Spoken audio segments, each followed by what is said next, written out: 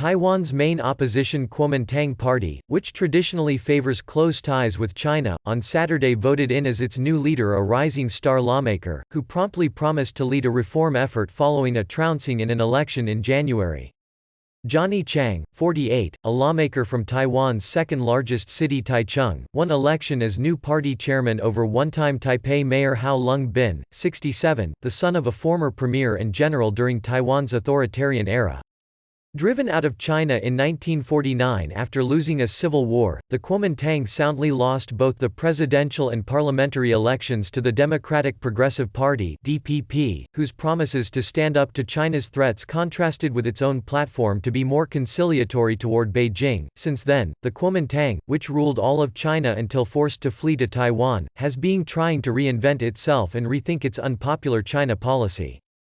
Speaking at party headquarters in Taipei, under a large portrait of party founder Sun Yat-sen who overthrew the last Chinese imperial dynasty in 1911, Chiang said he knew party reform would be very complicated.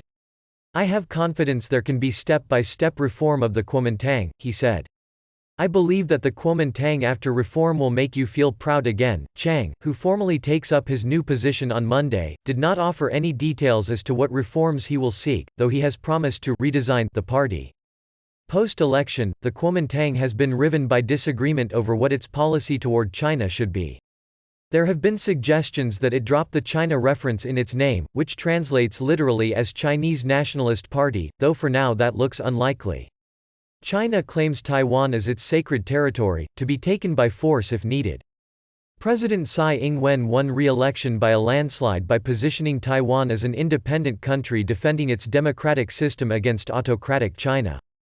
During campaigning, the Kuomintang proposed returning to the 92 Consensus, a vague deal it struck with the Chinese Communist Party in 1992, by which both agreed there is only one China, though each can have its own interpretation of the term.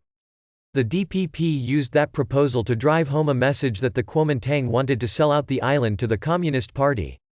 While the Kuomintang emphatically denied that, it had trouble shaking the accusation on the campaign trail.